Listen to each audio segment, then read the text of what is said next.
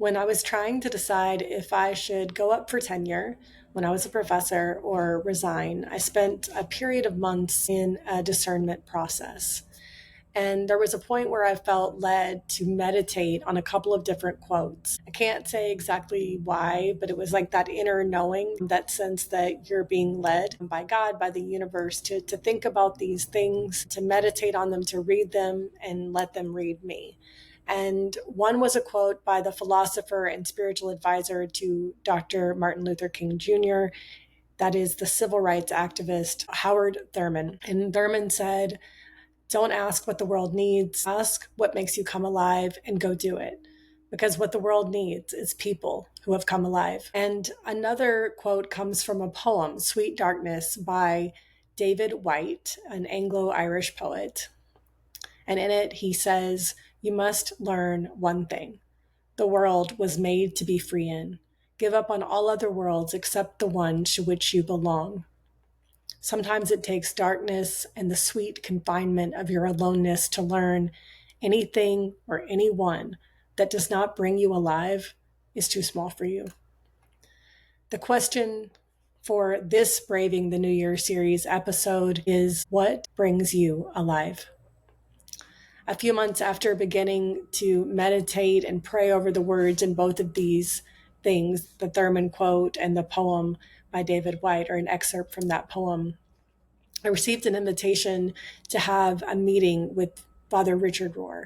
Father Rohr's writing has been incredibly influential in my own life, probably my favorite author of all time, along with Thurman and Parker Palmer and Anne Lamott. And so when I had the opportunity to go and sit with him, I was elated. And I walked into his living room, and he lives in this little parsonage in a church parking lot. And basically, in my meeting with him, I realized, like, this man practices what he preaches, what he writes about. It was an extraordinary time with him where we talked about his writing, about my work, and I was just feeling really, really cared for and inspired in the conversation. But a little bit into it, I all of a sudden noticed that on the wall there was a painting, and there was in this painting the words of Thurman's quote in all of its glory.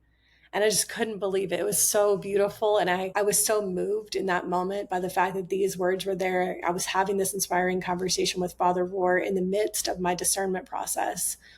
And I began to cry, and I told him, why I was crying. And I said, I've been meditating on this quote for a number of months, and then talking with you about my work and my future. And I'm just feeling so emotional about it right now. And he said, Angela, the people who serve on the team, they get so many gifts from around the world. People send us artwork, and it's so amazing, but they switch out the things that are in my living room every few weeks because of the different gifts that we get. And so these words are here just for you.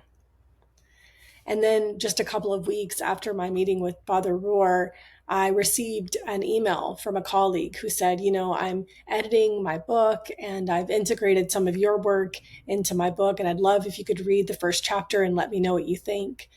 And I opened the document, and at the top of the chapter, so oftentimes authors have little quotes from other people at the top of their chapters just to open them.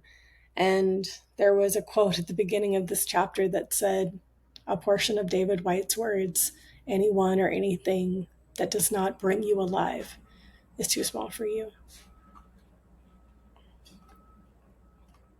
I was stunned in the most beautiful way. The same things were showing up in different places. I couldn't help but pay attention. This is synchronicity. It's not the only way to find your way forward, to discern what to do, but it can be really helpful for you as you try to journey forward in 2025. Are there particular themes, words, things, actions, or places that you've noticed several times over, but in different places or spaces and times, or have people from very different parts of your life said similar things? When you notice the same things again and again, God might be trying to give you a sign of some sort. Perhaps God is showing you that it's the right time, or God is showing you a truth again and again until you confront it or accept it. This podcast series on Braving the New Year is based on my new book, Braving Difficult Decisions: What to Do When You Don't Know What to Do. And you can order it right now on Amazon or Bookshop or wherever books are sold. If this podcast means something to you, I hope you'll subscribe to it so you can continue to get episodes when they drop. This is your gentle reminder: you are braver than you think.